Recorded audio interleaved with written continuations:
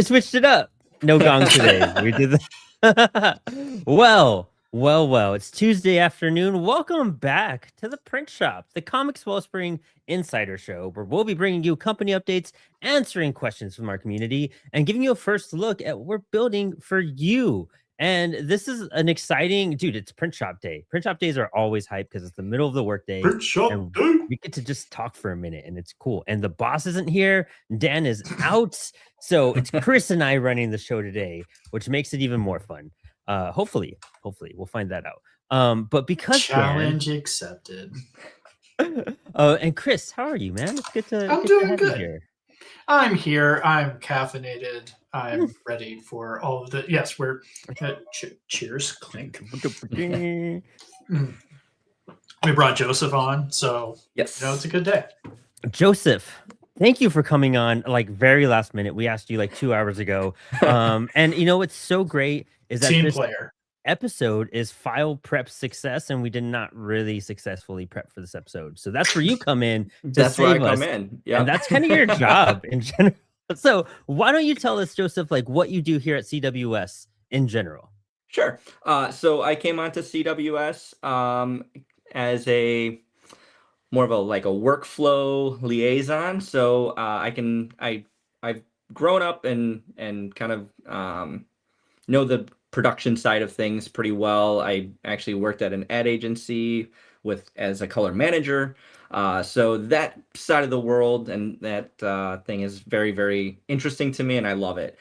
Then I also love the tech side of things. So with what we're doing here at CWS, blending those two things together is really, really nice. But a lot of people don't necessarily speak both languages. So that's kind of where I come in, where I can, either break things down or try to see where we can actually get production and tech, in line to, have a better flow of things. And yeah, so. Dude, I love that so much. So it's one of those things too, like exactly what you said, like especially for what we do, like creators and technology don't always align, Right. Like we might, when we're just like, oh, I'm learning this program so I can draw, and that like maybe some Adobe skills at that point too, Sure. for like creating promos or design work, but that's kind of our max. Like we kind of hit our limit. So when it comes to like file preparation, I mean, I personally, especially when I started this job, had no idea. I've learned so much over the last couple of years because there's a lot more to take in than people realize when it comes to preparing your files for prints.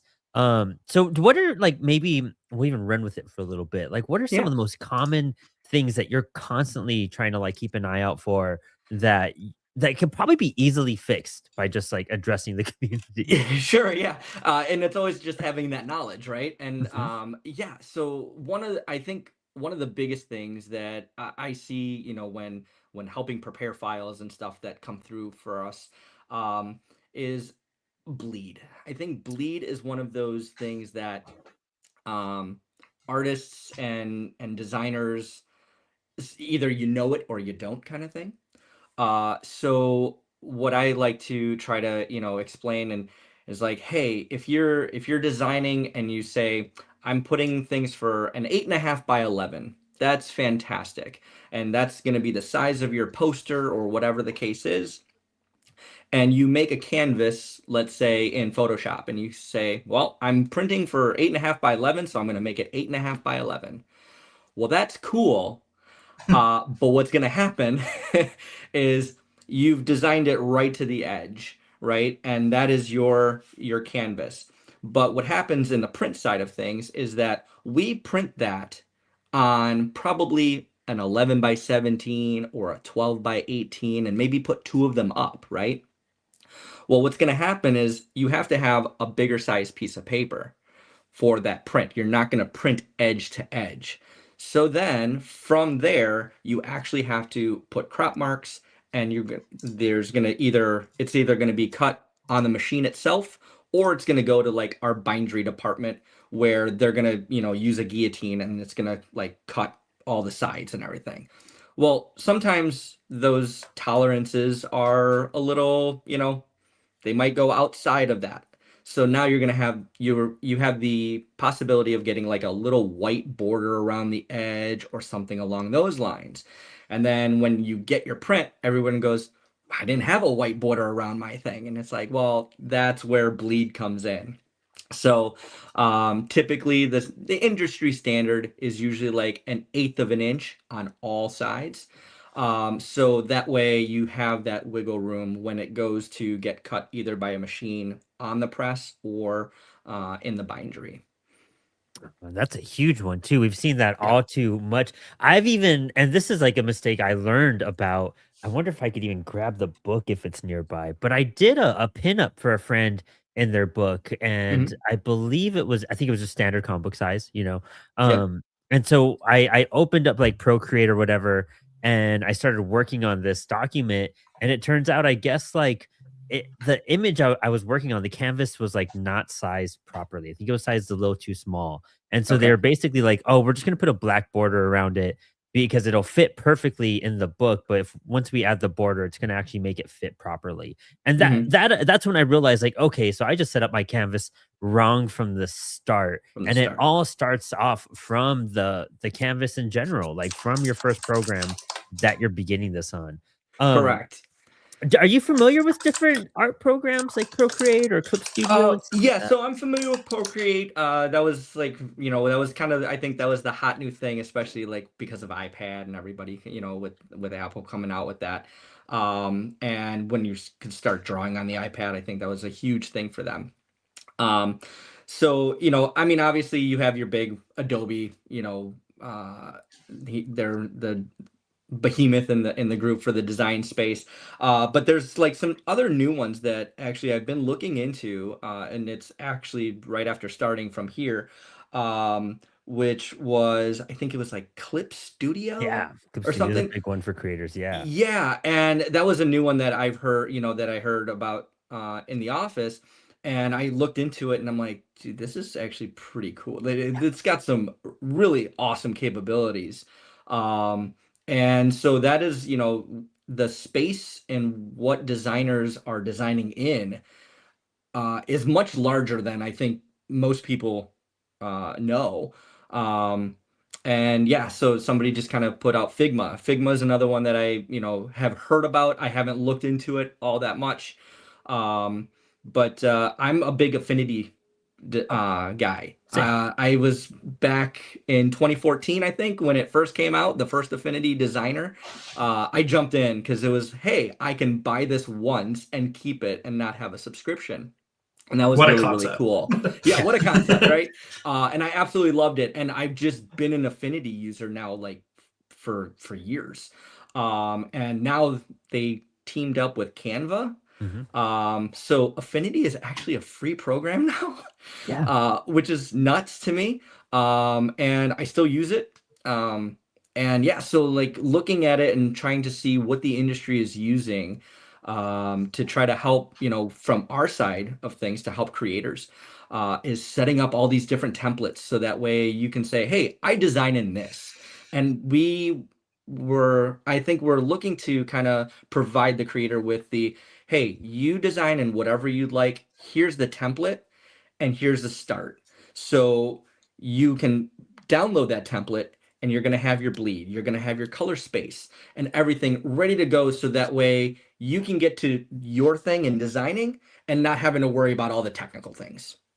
I love that too, because that would, I mean, especially for like a creator like me who's just like, man, I Mhm. really don't get some of this. If I just had a way to download it and so I could just start on my iPad, that would be amazing. That's what we're starting to provide. I know the templates we have, they're older, and that's a big factor of it too. They were made a Yep. few years ago. So programs have been updated, things have evolved, things have shifted. So I know that I think I think you and Sam are working on templates for every program and Right. instructions, and we'll be making little video tutorials to really guide creators through, because the thing that threw me off, I'm sure has happened to dozens, hundreds, thousands of other creators, of like, oh, I thought I did it right, or somebody told me just to be like, oh, well, when you set up your page I of did it right.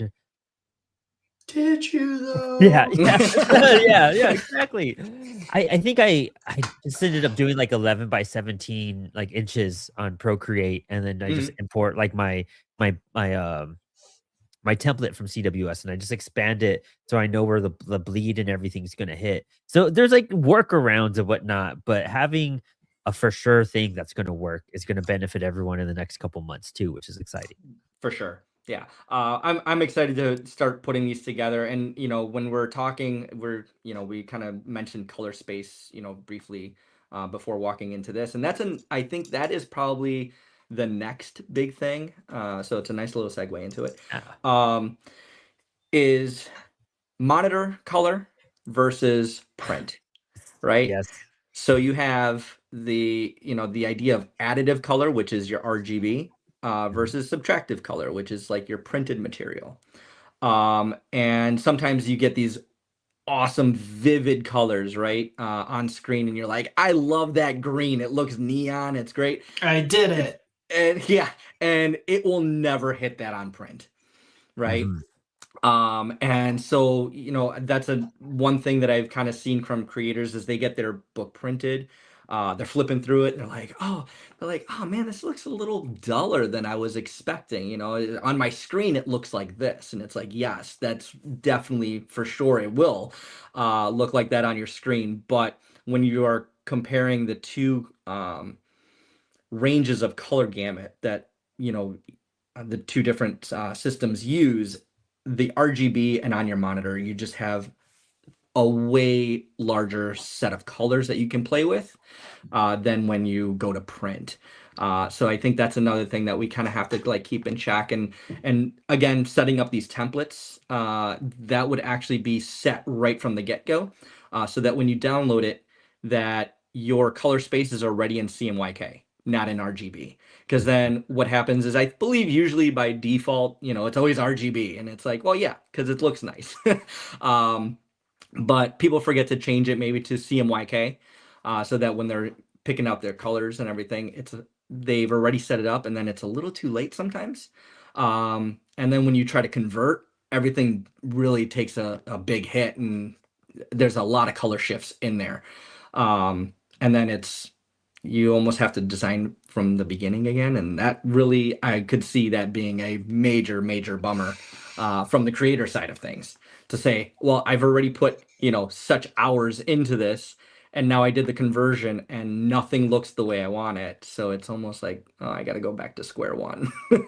Dude, yeah, and it's happened. I actually have a really good example of this. I'm gonna pull up this image right here, and I will show you guys. Like, check out the greens on this image right here.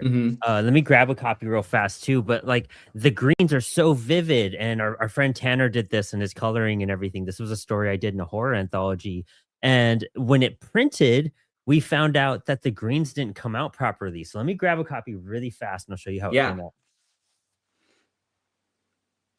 Yeah, I've lived this dream before, where you check your color mode and you go, oh no, oh no, oh no, and you click the button and hours of work, just gone.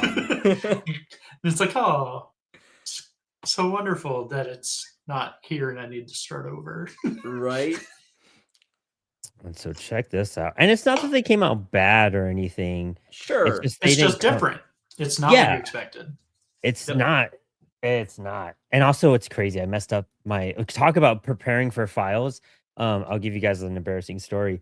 This short, it was supposed to be, when you read it, this like page 1 and 2, and then this 2-page spread. Right. And then, but I put the 2-page spread and then pages 1 and 2, so that it printed. I formatted it wrong on the wrong setting. So I luckily the way I wrote it, it still worked. But you're like, I meant to do that. Yeah. So I got real fortunate there. It's abstract. It's right. non sequitur. It's abstract, non sequitur. sequitur. Shifting the industry. You're going to be changing the industry on how 2-page layouts work now. So So here's, again, I'll show the people. Here's the what we had on our computer screens, right? And this is how it. Oh, let me shape this back up. this is how it kind of came out. It's a bit duller. Sure. There you go. It shifts more yellow. Yeah. Yep.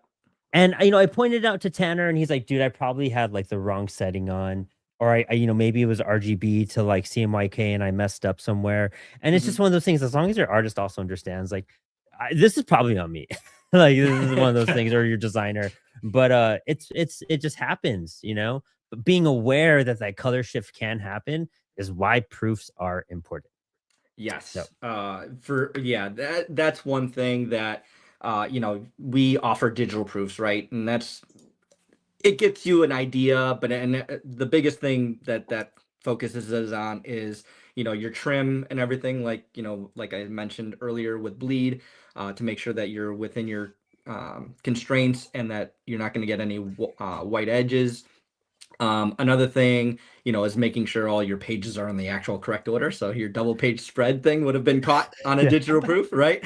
But yeah, if you're really, really concerned though with your color, a printed proof is going to be the ultimate, essentially. 100%. Is going to be your ultimate guide to what you are going to expect when you actually get your full product. And you really want to double check where all of your dialogue and everything is going to fall as well, especially with the bleed issue. Like, one of the first things that I did here, I made this meme and I attacked our entire customer base. And half of them told me so. But so when we were talking about it, we're like, right, it's like, they're, because you see it all the time. It's like, of course I check my bleed. It's like, did you check it on the template and the color profile? And we're not making fun of you. Like, we've all made these mistakes. Like, 100%. This is 100% of, we have lived there, but also it's, did I? And you go back to the template and yeah, you just see that, oh, well, Straight up. This is no. another example right here. So this artist actually just didn't work in bleed and trim. They didn't take it into consideration. They were working full page. And it wasn't until we got the files and we're like, I don't think there's any bleed on this. Yeah, something seems wrong. And so check out, sometimes you could save it. We kind of saved it here. Oh wait, where is it? See, like, you got it. That's close right. enough. Yep.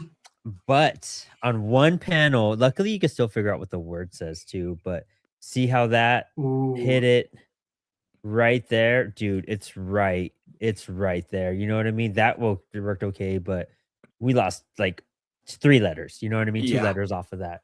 And that's now, it's just like, well, now before we do another printing, got to get that fixed, But right. This is a book called Soul Catchers by Kai Brown and Nishi Lee. But it was one of those things where we just did like a 50 print run to get the book out. We didn't even crowdfund it or anything. They just wanted it to be released. And so we kind of just pushed the book through and found out things with the order that came through, because we knew what was going to happen. And sometimes you just take that in consideration for a quick print. Sure. It's not heartbreaking, but as long as you fix it and address it. But dude, I've had, so that's color corrections on my books. That's miscount pages that are wrong. I probably have another one that is super important, but remembering when you do perfect bounds that they need a spine. Yes. We reformatted a book called CyberSync, and I think I printed like 100 copies, and it was a reprint of it, and so it wasn't a reorder because we made edits to the book, and so I resubmitted it. And then I got a physical proof, dude. I got a physical proof, and I looked at it. I was like, cool, it's CyberSync, sweet. Tossed it aside. Looked at the new book, analyzed that like crazy. Got my order in. All the spines on CyberSync are missing, all of them. And I'm like, okay, did CWS mess up? No way. And then I go back and I look, and I grab my physical proof, and I look at the spine, and I'm like, I didn't send them a spine. Spine. So now people could get a custom, like little spine on the next batch of CyberSync orders. But again, lesson learned. Sometimes you just have to go through with it and just make the best of the situation. Right. And Chris, that's your new meme now. Did you look at your spine? Did you get a spine? Did you? Yeah. Did you upload that file? And one thing, Brandon, with the spine, that I believe we have it right now on our site is the The spine. calculator, right? The Yep. spine Yes. calculator. Mhm. And depending on, what what paperweight you're picking and everything, that does affect that as well. So that's always something to keep in mind, as a creator, to say, hey, if I'm printing on, maybe 60-pound uncoded text or whatever, it'll be this. But if you maybe move up to like an 80-pound or even like an 80-pound silk or something like that, that spine is going to change. So what you maybe you printed it out the first time, at 60-pound, but you're Mhm. like, man, I want to do a limited edition run, of silk text or glossy text or something like that for the interior. Just know that you're going to have to recalculate that spine out, so you don't want to just send the same files, um, and think that it's going to line up exactly the way you had it from your original, 60-pound. Yep. Yeah, So, that's very important, especially if you do an order and then you just decide to switch the paper for whatever reason. Now we all do self covers on everything. We try to do the mhm. lowest paperweight with self covers, and we've done a Oh, okay. reorder where like we didn't take that in consideration, and so it kind of threw us off a little bit. Luckily, the spine still worked. It was barely just like less than a millimeter, I think, over the book or something that we did, Okay. but it Yeah. did change things. It doesn't always affect things, especially depending on what kind of spine you have on there, the details on it, if it's a wraparound cover or not. Stuff like that is all to take in consideration. But that paperweight is important, and that's something else that I think that's its own episode in itself. Probably is like Sure. paper Oh, stocks. yeah. 100%. Um, Um, so what's another thing that you've caught across? So we've done RGB to CMYK. Yep. We've talked about yep. your color differences. Making sure your pages are in the right order, bleed and trim. Yeah, let me see. I'm trying to think of some other, when exporting out Resolution. resolution. Yes. I was gonna, and that I was just about to say, when we export things out on our side, all of our settings are like no compression, because we don't want to compress anything, from the original artist's design, right? Mhm. So that kind of falls in line exactly with what Chris just said with resolution is, you want 300 is kind of the industry standard, if you want it printed, you got to have it at a 300, PPI or DPI or, actually it would be PPI. But anyway, um, and that's just making sure that you get the highest quality, sharpness, resolution when you go to print.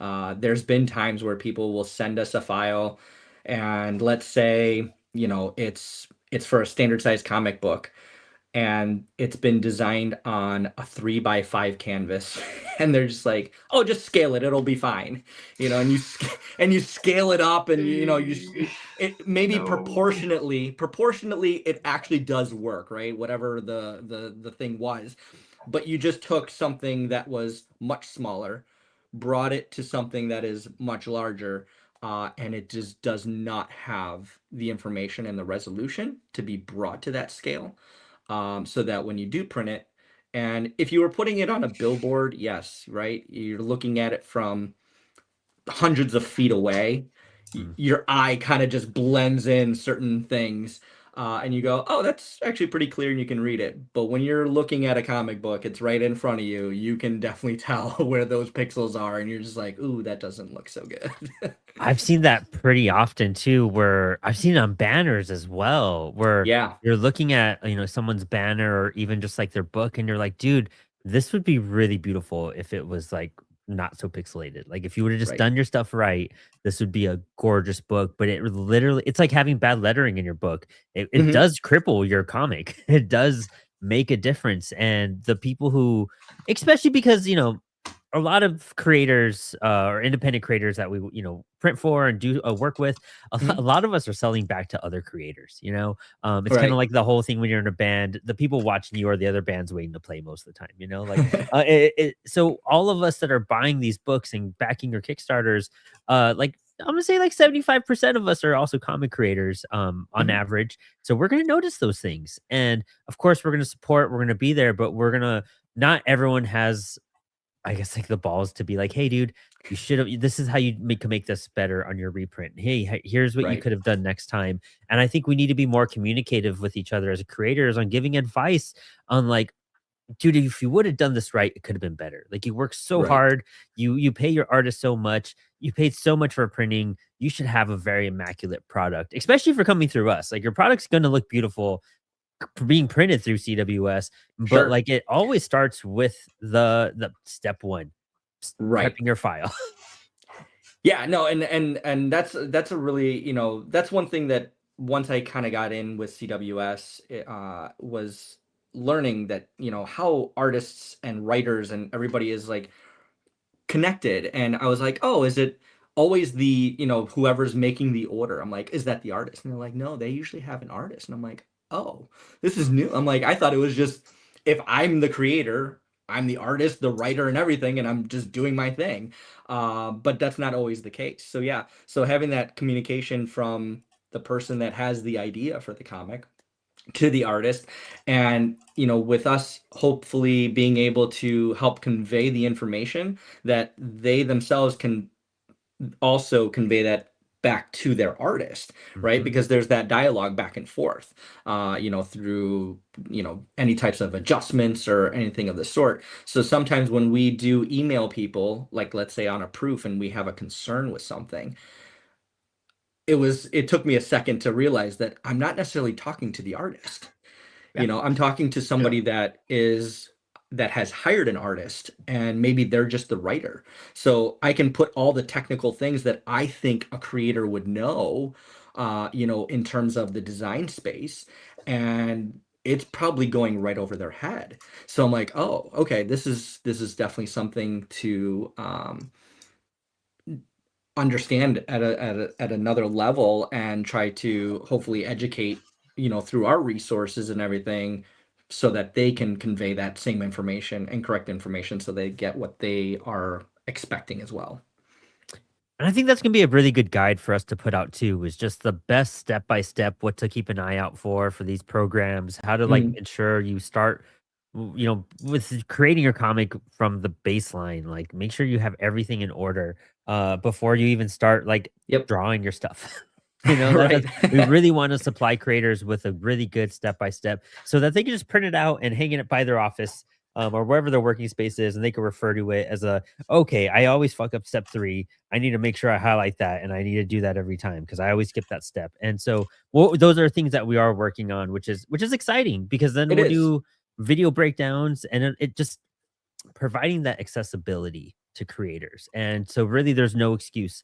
Like, if you need help, here's a video, here's a PDF, or if you really need help, shoot us a message. Yeah, We'll right, get you. exactly. And one thing that I'd like to also mention is, with being able to let the creators know and say, hey, step one, step two, step three. It's the I think the big benefit here is not necessarily like, hey, one big thing is obviously educating and saying, hey, this is how you design things. But in return, what you get out of that also is a much more streamlined production.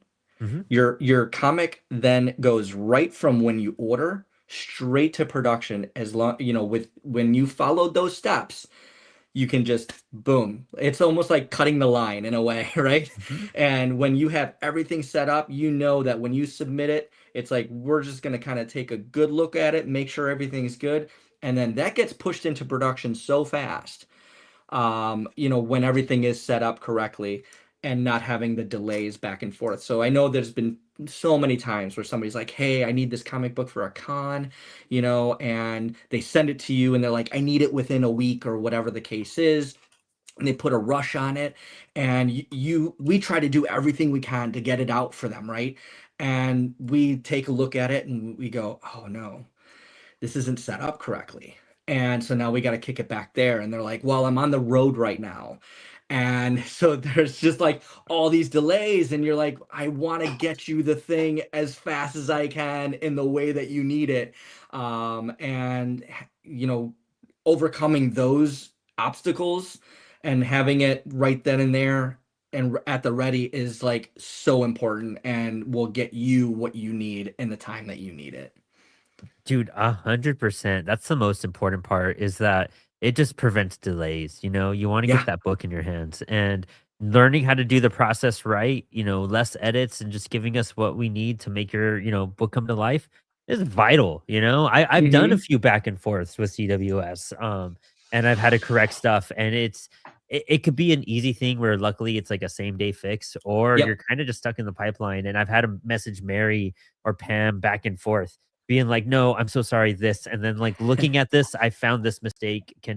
I can fix it, or sometimes Mary will just do a quick fix for me, and I'm just like, "Bless your soul, thank you." And she saved me so much.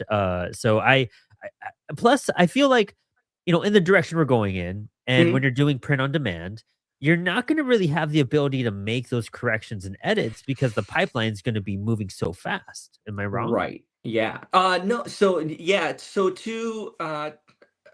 You'll. I wouldn't say you're wrong necessarily, but what I would say is like, yeah, when you talk about print on demand, we're kind of getting into this thing where you submit your comic and everything's good and everything looks good, right?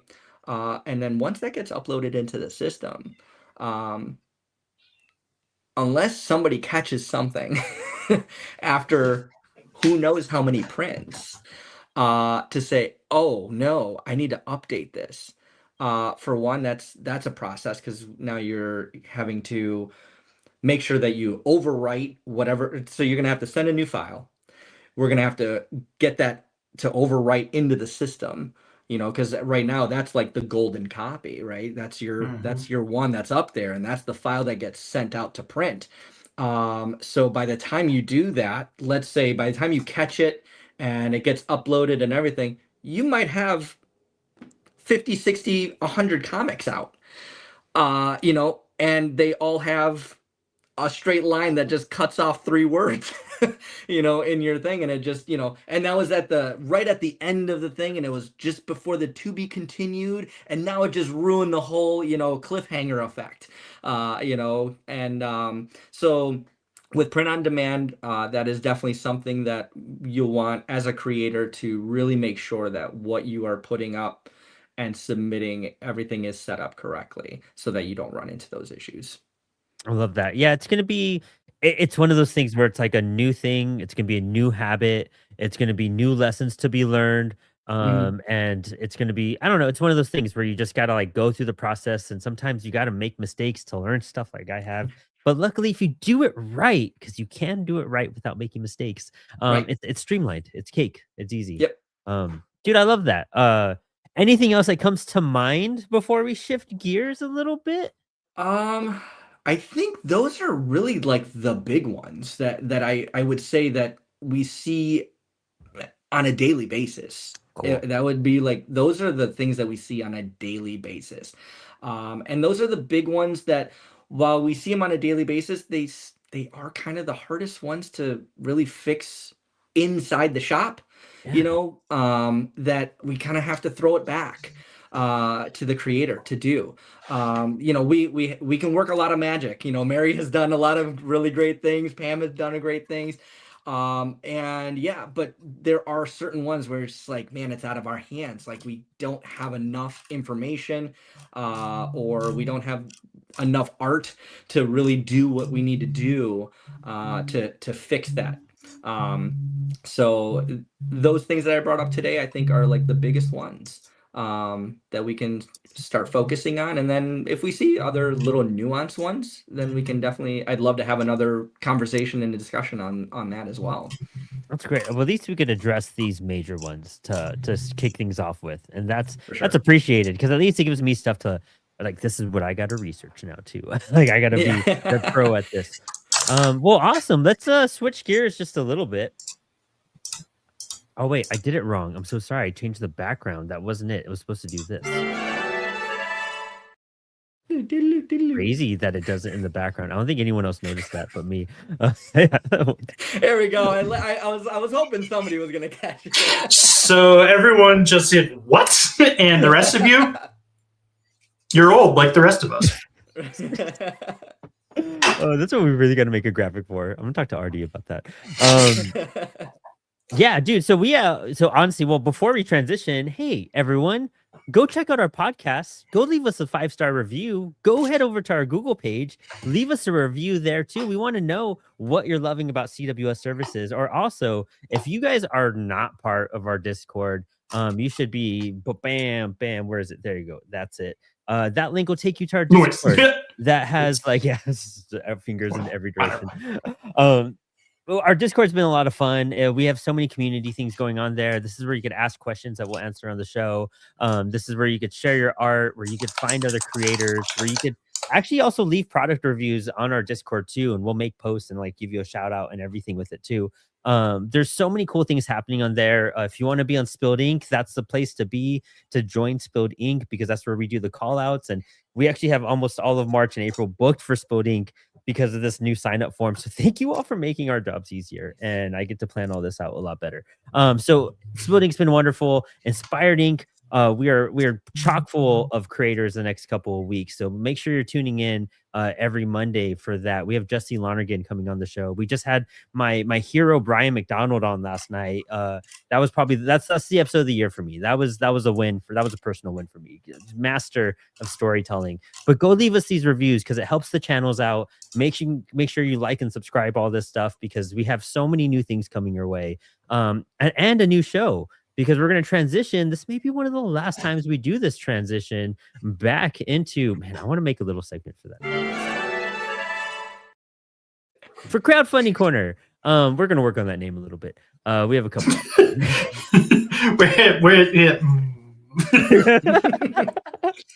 I'm going to do. We used all of our creativity on the transition bumper. So this is where we're at. Ran out of ideas. All right, I'm gonna share my screen. Hopefully this is the right screen. It is. Cool. Yeah, which screen? Hey, it's us. Hey, look at that. So Super Guy has 3 days to go. This is actually a brand new Apollo City Comics book. We just brought on Anthony and Joey on recently, and this is almost funded. 3 days to go. 91 backers. Just went over 4,000. Congrats, guys. This is going to end really well. Really hyped for y'all. And this is such a hilarious book. Honestly, I can't wait for you to read this yourself, Chris. I think you're going to love Super Guy. It's phenomenal. I've certainly seen a lot about it. So yeah, he has a good reach, dude. It's crazy what he's done in general. I love Anthony. Actually, I just if you guys, I don't know, is it showing my thing now? I think we're in Inception. Yes, I was gonna say. I was gonna say, am I the only one that's seeing this? But I'm like, I'm not gonna say anything. Right, I was like, maybe I'm just running behind, but it was YouTube Inception. I looked at my side screen and it was not working out right. So you know what? Let's try doing this now. We'll share this. This is another great book. 52 hours to go. Niobe Outbreak number 5. That's kind of wild how much they have on this now. Almost 10K on this book. But they have a great following. They have a really big following. 23 creative projects, 131's backed. Larry Higgins, dude, you're killing it. I've seen you pop up in the chat a few times too, which is always great and exciting. So this is another one. If you're looking to see what creators are doing well, check out what they're doing here, because that's mind-boggling, to be honest, to be hitting those numbers that high for a campaign like that. So good job there. Super wild. Let's see what we got coming up next. Looks like Box Boy Jr. We've been following this campaign for a couple weeks as well, and this guy's been killing it. He's almost at 4K, 48 backers, 8 days to go. Yeah, it's the killer animation. There's a really cool hardcover that he's gonna be putting out just for this campaign too, which is a lot of fun. So congrats to him. I love seeing these campaigns that we've been watching over the last month or so start to wrap up and start to like kind of do, we're gonna see the end results of what's happening with them now too. I took away our background. There we go. I did this by accident earlier, and that just would make people dizzy after 20 minutes. What is happening? And up next, another campaign we've kept our eyes on for just a bit. Also, if you guys aren't aware, we highlight campaigns that fill out our crowdfunding form. I believe the form is in the episode description. So if you're running a campaign, you want to shout out, you want to get the CWS 10% discount, you just got to fill out the crowdfunding form. You can also find it on the homepage of comicswellspring.com. So 141 backers, 7 days to go to be the last time we're showing this one. The Vicious Vixens 1 through 4, getting close to that 4K mark as well, 3,500, which is wonderful. They just hit their goal recently, so maybe we get them a little higher up on that as well. And I believe now we're going to start entering the wave of new campaigns, which there's quite a few of them. I'm pretty hyped about this. So, Tales of Mythion issue 1. I like how they did the number 1 with NE. That's interesting. $4,000 goal, 3 backers so far, 34 days to go. I think this just launched. But they have an awesome trailer going on right here. It's their first campaign. And so interesting. I think this probably needs a bit more information filled out, but I'm curious how this is going to do over the next couple weeks while they campaign this. That'll be real interesting to watch for sure. And up next, we got another campaign here, Nighthawk, by Gary Jones. This looks, I haven't checked this one out yet. Gary's done 4 campaigns so far, started making comics in 2018. Oh, nice. Okay, so born from his love of Nightwing and Daredevil comics, and it takes place in Lakeland, New Mexico. Some of that Southwest, close to home and whatnot. Great character design. Cool stuff here. These are good pages. Yeah. I'm interested. I'm curious where again, I and another thing with some of these campaigns, I really want to see more fleshed out on them too. Like I'm glad they've made goal. That's exciting. That's super hype. $800 goal, 36 backers, 20. So this dude has a following too. I mean, that's part of it. Sometimes you don't need all that information. If you have a strong audience, he still made goal. He's still making $1,000 off of this with 20 days to go. That is exciting. Let's see here. Let's see. Who's up next? Who is up next? After that. Oh, whoa. Okay. So this is one we were promoting for a bit and it's finally launched. I have seen this ad on my Instagram page so much. I don't know if you guys have. But Titanmonarchy? I can't say words. The Rebellion of the Gods Against the Titans. These guys have been doing hardcore marketing. The guy who wrote this book, like, straight up climbed to like an ice mountain to make promos. And if you see the ads, he's like in the middle of like he's like on a mountain full of ice, and he's literally promoting a book about gods and whatnot. And I was just like, dude, you're living it.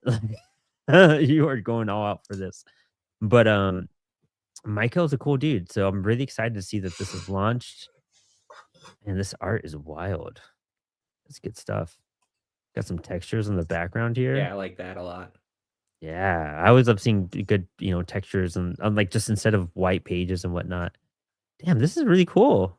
I mean, I'm so happy that we were promoting this in January and February, and I think what they were doing was pushing back the launch date until they had a certain amount of followers on the. Dude, look it right here. Oh, there you go. This. Yep. Author summits Mount Olympus, launches a new home of Greek mythology. Dude, yeah, epic. This guy is epic. I love this. Cool stuff, man. Talk about getting into character. Dude, right? Yeah. Yeah. Let's see here. Let's see. Up next, Peculiar. Let me see here. Sorry, I lost my screen for a moment. A sci-fi action comic. Let's see. An interdimensional assassin is arrested for murder, and she will not go lightly. That's a cool description. $600 goal. They just met goal. 32 backers. 23 days to go. Nick Ward over here, writer of the Comics Pros and more. Man, this is already looking interesting. That is a cool angle for these buildings. That's really sick. What a page. This looks like a lot of fun. I like the coloring on this too. Pretty interesting. And oh, cool. Nick Ward, writer, Peculiar. Damn, nice. Cool. I love when they do the artist stuff. Hey, Keith Gleason, dude, that's our guy. Mighty Mascots. He also does his podcast, the Indie Comics Relay. I've been on there a few times. Great dude. super cool to know that he was the letterer for this. That's very exciting. If you guys haven't heard of Keith's podcast, especially if you're an indie creator, hit them up. You could get on his show and promote your stuff as well. So please hit up Keith. He's a great guy. Great project to support. And then we got another one. I'm doing a filter on it this time because we have some NSFW stuff. So I have to make sure we could show it on screen before I just like toss it up there. Colorful Heresies, number 1 through 2, a horror anthology comic in every color. Interesting. A horror anthology themed around green, blue, indigo, and violet. Plus a framing sequence with Malvoyant, Jack-o'-lantern, Dr. Orange. Wow. That's a concept. Also, I've never seen like a GIF on a page too, which is great. Pretty sick. Okay, cool. I like the theme behind this. You kind of need to do that whenever you do an anthology. You kind of have to make it stand out somehow, but it's more than just a horror anthology. I love how there's like a color thematic thing. And this is a real Bill Sienkiewicz looking like image here too, with this like water and whatnot. Love that. Cool stuff, man. And it's always cool seeing like anthologies where you get, we do a bunch of anthologies with Apollo. So checking these out and seeing all the various art and, upcoming creators. And you get to really see some growth behind creators too. And it looks like Heresy Studios has done like 18 projects already, back to 830 projects. So they're part of the community and helping people out and like supporting others. So support this guy. You never know if he's probably supported your project in the past before too. Hey, it's an old man. We could update that. Oh, yeah. Cool stuff, man. This is cool. I love seeing these like creator pictures too. They're always so much fun. It reminds me of like Vertigo Comics, where you'd see them in like the random like back of books and whatnot, and all the creators listed. That's great. Oh, cool. Dude, they even have reviews out. So, hey, I'm not going to lie, this is the cool thing. Because if you go, and this is positive not only for them, but for other creators. If you look at some of this stuff, find these websites, submit your books to them too. If they did it for this creator, you never know if you could get something written about yours. So that's really encouraging that they kind of gave everyone a bunch of resources to check out in general. Good stuff, man. Good stuff. Good stuff. And so from there, we're going to go to a cool pirate looking book. Let's check this out. Bam. Pirates of Padre Tiempo, the complete graphic novel. I think this was up last time when we did our show 2 weeks ago too. They got 22 days to go, 24 backers, almost halfway to their goal. So they're campaigning it pretty hard right now. They're at close to 3K. They need 6,500 to go. Tim Murphy here, 5 created, 5 backed. Oh man, so how many issues are in this? Let's see. Oh, it's all volume 1, so it looks like 2, 4, 6, 8 issues in this. Nice, dude. I love this too. Gives the thing for printing just in case. Tape and labels, rewards, Kickstarter fees, shipping. That's brilliant. It talks about the specs of the book, some sample pages for you to check out. That's cool. Having it all planned out like that. Love it. Love it, love it, love it. Print edition, $30 for a book that big. Worth it. Super worth it. Bookmarks, remark sketches, book plate label. That's great. All the stuff. All the stuff. Full sketches. Nice. You know what I saw there, Brandon? Huh. He had a spine. Oh no. And actually, this one hasn't launched yet. It's a good lesson to learn, man. Sometimes you got to fall on your face. I love it. This hasn't launched. It do be yet. that way sometimes. Yeah, honestly. But we call them myths 1 through 3. I actually just recorded a Cats Comics and Coffee on issue 1 here. Our dude Christian Herrera, part of our CWS Street team as well. Him and Colin are fantastic. I love these dudes. Great. They do Cool Ranch comics, which is so much fun. But this will be launching, I think, in the next week. I thought this was already campaigning, so I tossed it up.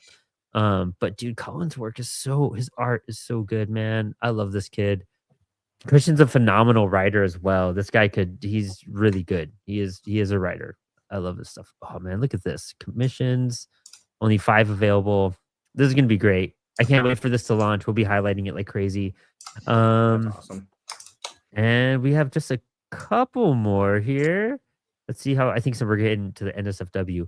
Nice work, part 1, a noir love story. They are hit goal, looking for $300. They're at 409 backers, 24 days to go. Jeff Grogan. Oh, that's a nice cover. That's an interesting cover. Oh, it is. Yeah. Wow. And then that page. Oh, wow. Cool.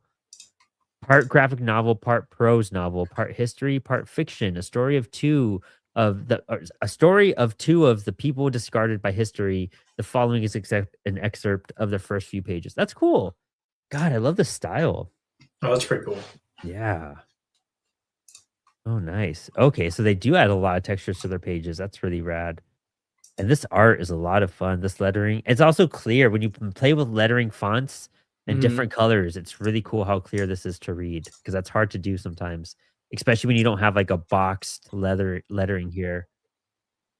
Good stuff. Again, I'd want to see a little bit more on the Kickstarter page. That's my only feedback. But hey, when you're doing a small campaign, sometimes just a stress-free thing just to get it printed, that's smart too. Like if you don't got to worry about a lot of finances and I just need to pay for printing. Let's see. Let me see if I could show this book. Okay, I could show this one, and then we could show some of this one. We're just gonna show the covers for this. All right, cool. All right, we got 2 more. These are NSFW ones. If anyone is concerned about that, you've had your warning. You've been told. Dude, but check this out. Atomic Bang this dude, we're watching it go up in front of us. Holy crap. Oh, look at that. Oh, yeah. 108 backers. It just went up one. $5,723. 22 days to go. Dude, this is not far from me. Charleston, West Virginia. Dude, I'm gonna. Yeah, it's not far. Go through. Yeah, you go say hi. Yeah, I'm gonna be like, bro, what do you? This is crazy. So a lot of variants, a lot of modeled covers too, which is crazy. Interesting. Yeah, Jason Pell. I know Jason from other work too. I got to see what else he's done because that name sounds super familiar. Unless it's just the job form. I remember him for doing it. And the last one we're gonna highlight really quick.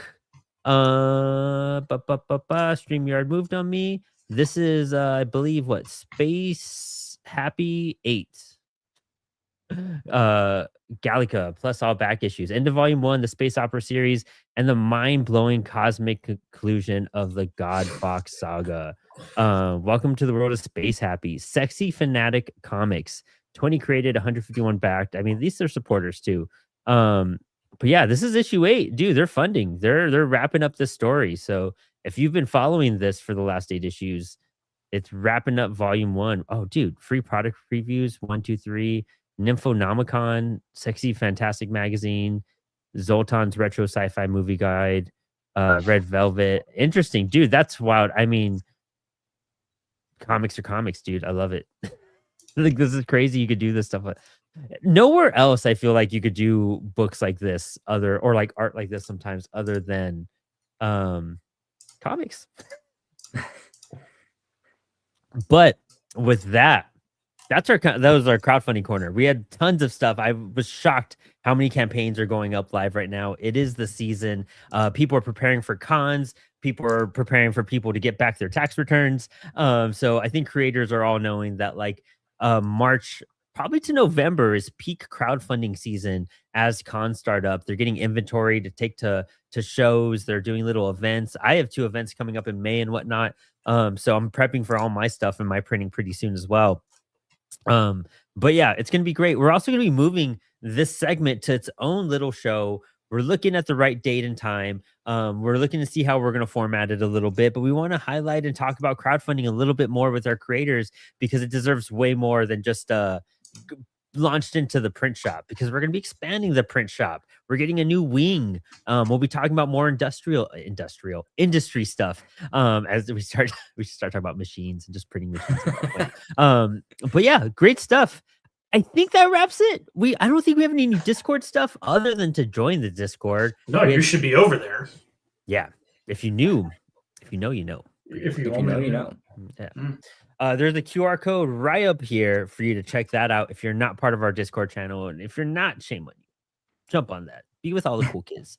But Chris, anything else left in your brain to speak about? No, just everybody be ready for convention season. It is upon us. which means if you haven't submitted your orders, are you ready?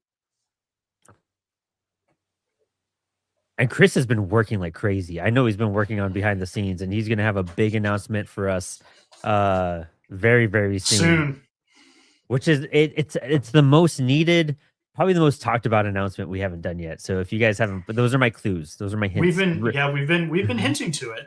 We will continue to hint to it for the next couple of weeks, but it is almost upon us. Riddle me this. What have we been talking about for 2 years that has not quite launched yet, but it's about to. But it's exciting, dude. It's going to be the greatest thing we've done yet, and it's going to revolutionize what we're able to do, what you're able to do as a creator, and just make everything easier on you, on Joseph, on Mary, on everybody.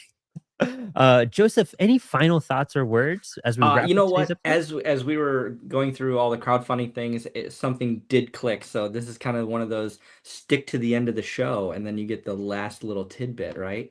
And it's this: when you are setting up comics, specifically like Saddle Stitch,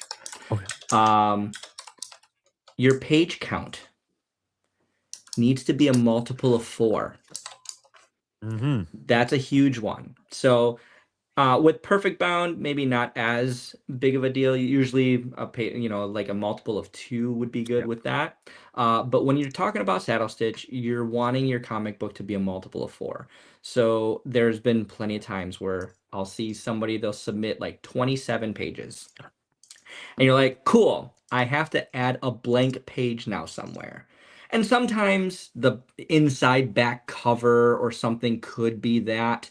But sometimes it takes away from the full, display and presentation of the comic.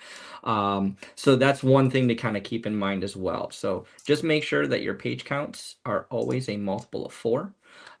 So and that would be interior. If you want to make it easy for easy math, include your covers into it. So if your PDF that you're submitting is so many pages, just make sure that it's a multiple of 4. So that way you don't have any blank pages. And I guess that almost kind of tied in a little other thing is if you can send a multi-page PDF.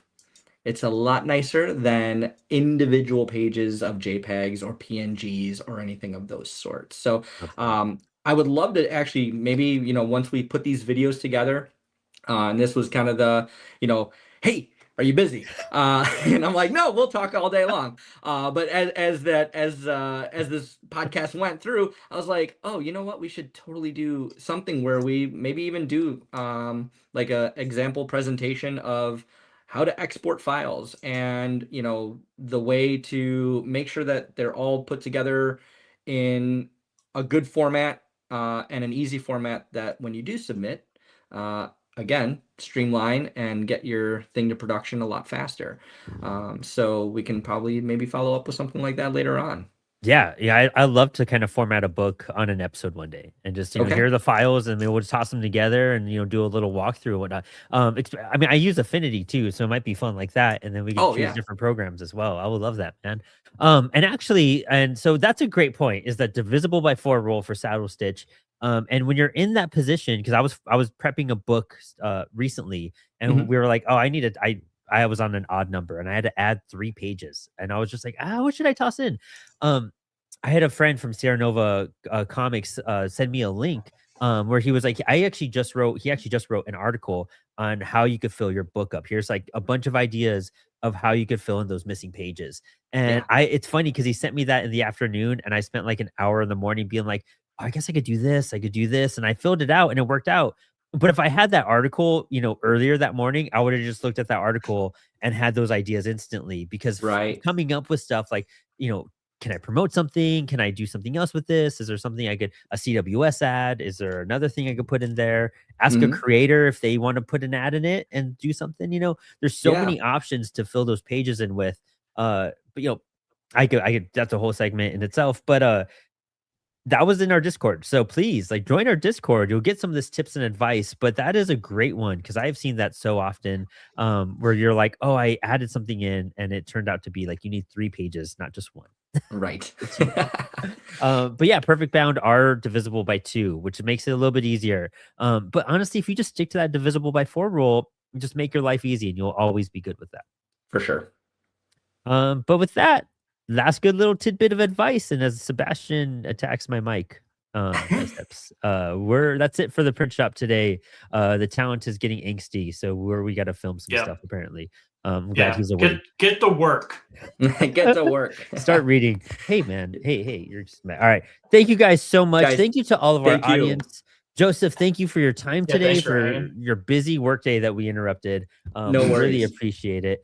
Just don't tell Dan. And for those of you watching, don't forget Spilled Ink Thursday night. We have a big round of guests. It's going to be a great time. Actually, Doug Knight's coming back on the show. He's so much fun to be on there. And it's Monday night, Jesse Lonergan on Inspired Ink. So be there, ask some questions, say hi to Jesse, and we'll talk about some cool stuff. He just had a bunch of cool books printed with us. So super hyped to be working with Jesse Lonergan a whole lot. And we will see you then, gentlemen. Thanks for hanging. Thank you.